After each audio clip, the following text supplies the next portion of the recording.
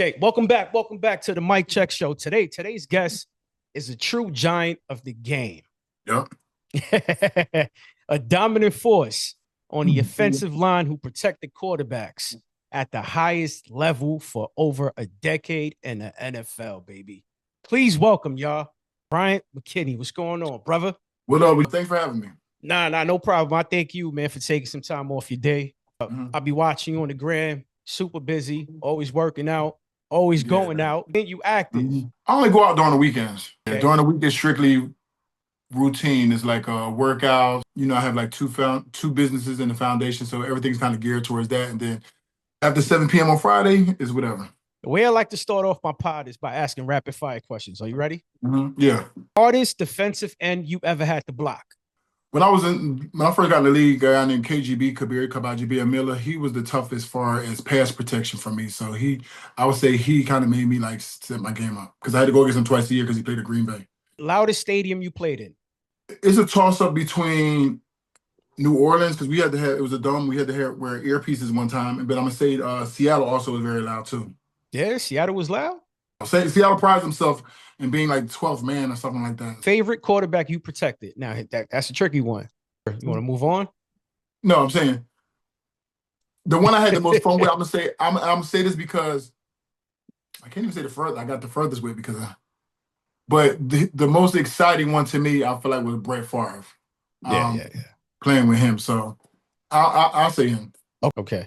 You still talk to Brett now? I've seen him a year ago in New Orleans for the Super Bowl. Okay. By far one of the greatest quarterbacks. For sure.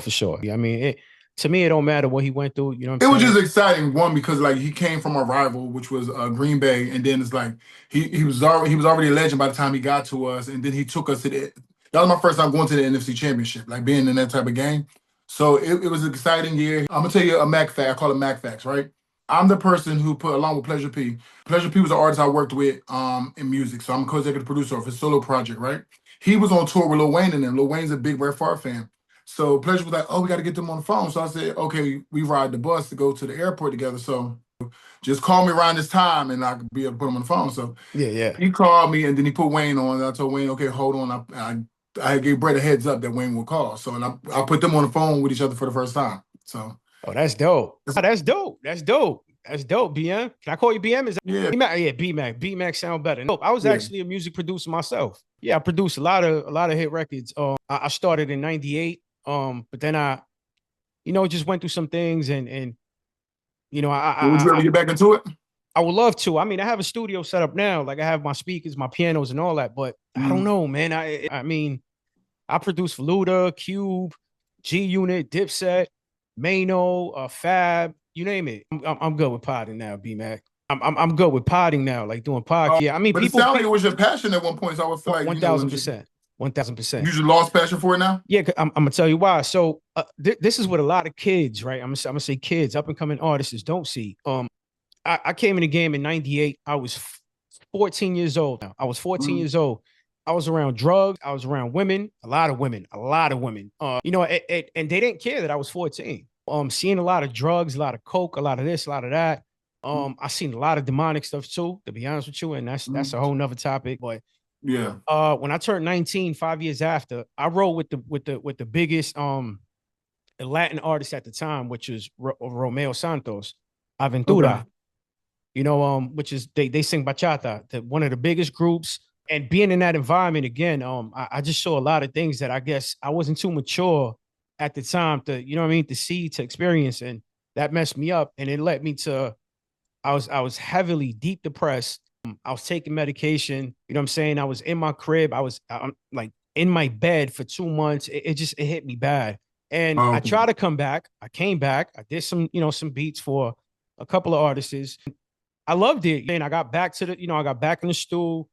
But then I realized, I looked around and I said, dang, I don't think this is me anymore. And you felt like you were back in that old situation, and it was kind of yeah. So it's not me. I love music. I like that, man. I could play the piano with my eyes closed. But yeah, B-Man. Yeah, I can make a beat at the crib and send it to you. Like, I could do that for sure. No, you want to work with something, B-Man? No, I'm just asking because I feel like B-Man, I may get back into it.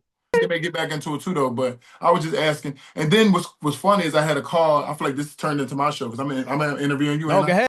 But I actually had a call today with a company. One of my friends is associated with this company called Master Royalty. So they take your name, they see if you have any additional like money out there, and they'll go, and there's no cost to you, and they'll go out and search and get it for you, and then like they'll just get a percentage of what they find. Today was about basically they were looking for more of the producers to kind of work with and go out there to see if they have any like money that's out there that they're not aware of. No, I could throw you a nice little 10-pack. You know what I mean? Of beats, B Mac. Talk to me. Okay. Talk to me. Yeah, and try to shop them around. Talk to me. I get busy today after this convo. We put one defensive player you didn't enjoy seeing lined up across from you. That's the tricky one. You know what's crazy is I didn't really mind. Like I feel like the better the player, honestly, the better the player was, the more prepared and the more focused I was. It would more be somebody who I wasn't familiar with. I think I sometimes could take them a little lightly, and there'll be a here and there a time where they might surprise me better than I thought. But the more popular or better they were, the better my game was. Now you strong, B Mac. How much you was benching? I'm competitive too, so it was just how much you what was your highest? What was you? I benching? I never maxed out. Like it was certain like weights I worked out with, but I was never in there like maxing out trying to like I just never did that. I don't know why. I I just think worked you out like to a like 325. I think you do could 325 be light. That's could strong, be. B Mac. Pre-game music, hype or calm vibes? Oh, hype. I have to listen to something to make me ready to get into a fight because I feel like I'm about to be out here fighting for 60 minutes. So I can't listen to nothing too calm. Like I need to listen to something like Some DMX. I'm ready to fight. Yeah. It's a bunch of songs. So yeah, it's some more rowdy records. Yeah. Because that's the mindset I want to have when I go out there. I don't want to be zen. It's a brutal sport, so you have to be hyped. Have that mentality when you go out there. So yeah, I'm listening to anything that's like up tempo, just turned up aggressive. Yeah, because it's like you either step or you get stepped on, right? One word to describe playing in the trenches. Grinding it out, knocking somebody down, blocking somebody, protecting like we doing. We doing all the hard work. What do you think about the sport now? You still watch football? Oh yeah, I watch it because I do a podcast for the Vikings called Believe in Vikings. So I watch it and I definitely have to follow them. And then I've been around to training camps and things like that. So I know it's different, and I wouldn't mind some of the things being how it is now for me, as far as like it's more science behind it. So somebody like me, where towards the end of my career, they started realizing like you had me at a certain weight when I came in at 22. You expected me to be 34 years old and still be the same weight. It's crazy after you put me through this whole weight program, and now you're like, oh, so he's heavy, he's overweight. He's like, I was 22. You gave me, you assigned me this weight. You expect me to stay this same size forever. My body's not built like that. You have me lifting, I'm going to gain muscle. I'm going to get like people like these people crazy. But now it's more science-based. So now they started like towards the end when I was there, they started going towards more of your body fat, making sure your body fat stayed at a certain number, which is better than having me stay at a certain weight. It's like, bro. Yeah, that's crazy. Just like, but they weren't thinking about it back then. I guess it was, premature and wasn't enough science around yet. But I'm gonna say when I got to Baltimore, when I left Minnesota and got to Baltimore, they started doing things based off of my body fat. Like, oh, okay, your body fat's here. It's not bad. Everybody else you're in line with everybody else. It's just, I'm a bigger individual. Did you like playing for Baltimore? Baltimore was cool. So it was better. It was easy for like family and everybody to come down. You from Jersey? On the flight. Yeah, I'm from South. Everybody think I'm from Miami. I've been in Miami since '99, but I'm originally from South Jersey, by Cherry Hill, called Woodburn. Yeah, so I'm in Jersey now. Okay, so okay. Being in Minnesota, that's a 3-hour flight. Everybody got to get on flights and all that stuff. But from Baltimore, from Jersey, it's an hour and a half drive. So more of my friends were able to come down more often. So I liked it. So I was familiar. We hung out in D.C., so I was familiar with that area already anyway. So I liked it. I liked my time in Minnesota too. I feel like that's where I needed to be, just from coming from Miami. I needed to be in Minnesota, especially early in my career, to kind of just calm you down a little bit. Yeah, calm down. Then when I was mature enough, I was able to leave and come back over to the East Coast and stuff like that. But yeah, I know you was wilding in Miami.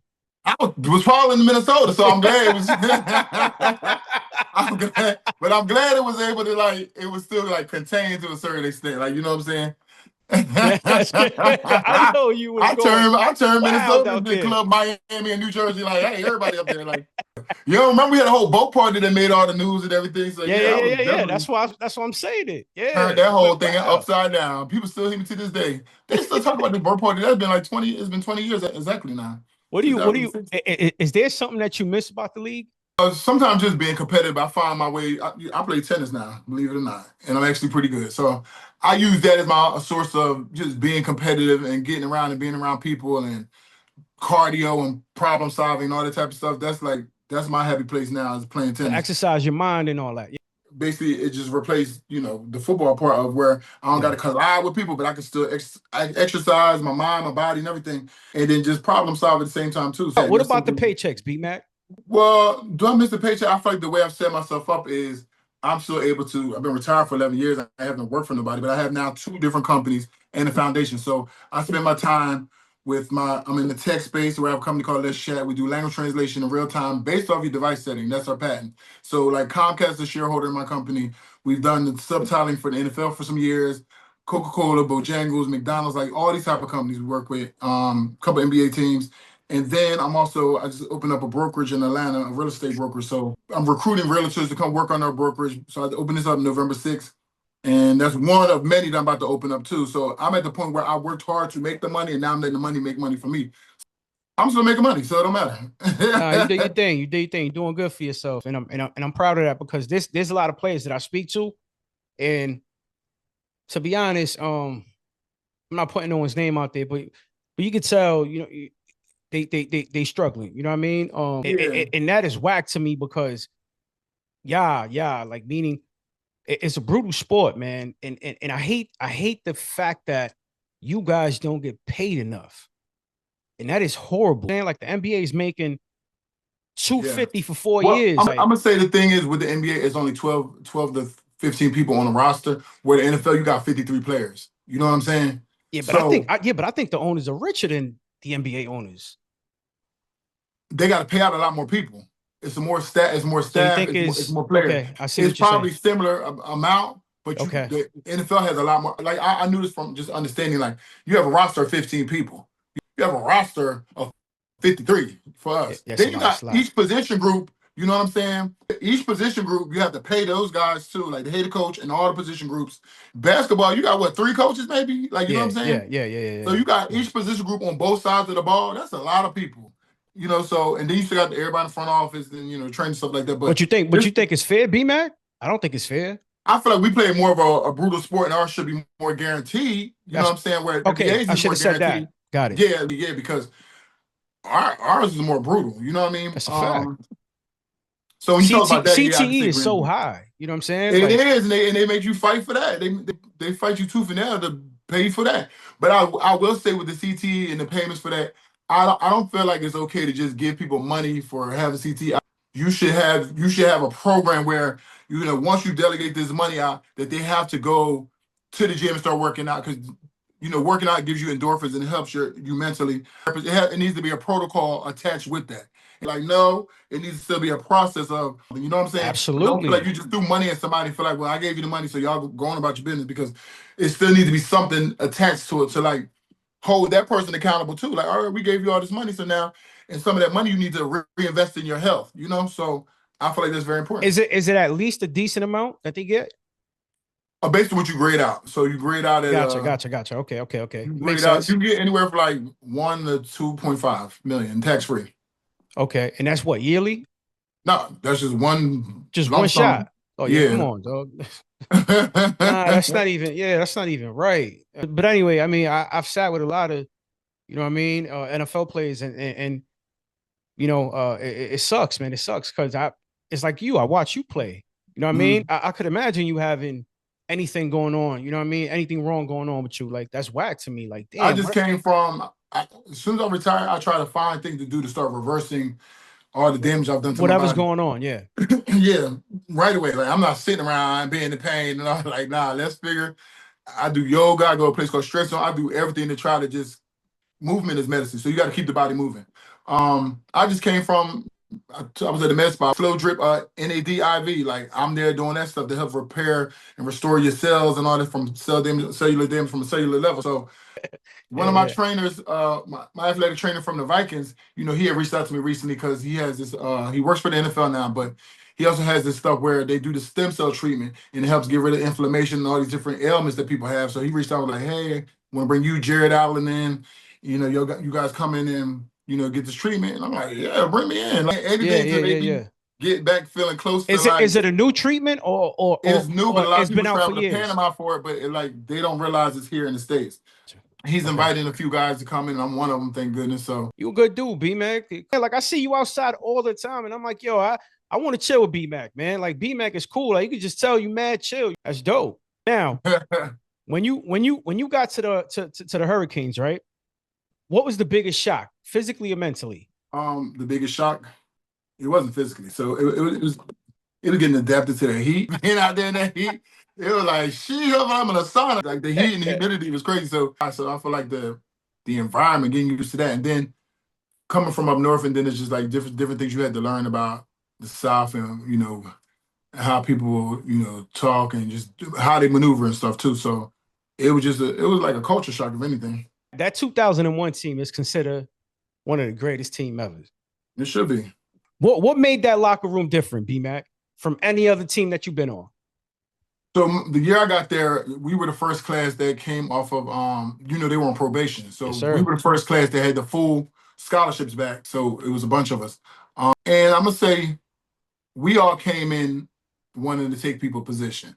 And I'm say starting who led that charge, who led with that attitude was Clinton Porter's like, I'm coming here to take, I'm taking somebody, I'm taking James Yeah, yeah, Jefferson yeah, position. yeah, Like yeah. he didn't care. And I'm coming here to take somebody's position. Like, so it spread to everybody's attitude became that. So now I'm out there competing. I want to take somebody's position. Like You, he you, was a you yourself. senior. He was a senior named Robert Hall. So he had been there through the whole and I competed with him. And then we started rotating for the number one position. And then they brought me in the office. It was like, you worked your way up to number one. And, you start on the depth chart like at 4, 3, or 4. You work your way rotating to number one. This is Rob's last year, and he's been with us through the whole, what's the word I was using? A probation period. I don't care about that. I'm like, I came here to play. Like, they had that talk with me there, like, but you have a whole year to learn the system under your belt, and then you come back next year, you fight for the position again. I talked to my mom and a couple other people, and they were like, well, maybe they have a point. So, maybe you should just redshirt this year. And then, the next season came out. I was like, That's it. it Nah, I ain't is. having it. Right. And I just I'm took it over sorry, from Rob. there. My bad. So, Rob, I look now, I feel like it might have worked in my favor too, because I might have been going too fast. Like, you know what I'm saying? By the time 2001 team came. Looking back, B-Mac, what part of your game improved the most in college that translated directly to the NFL?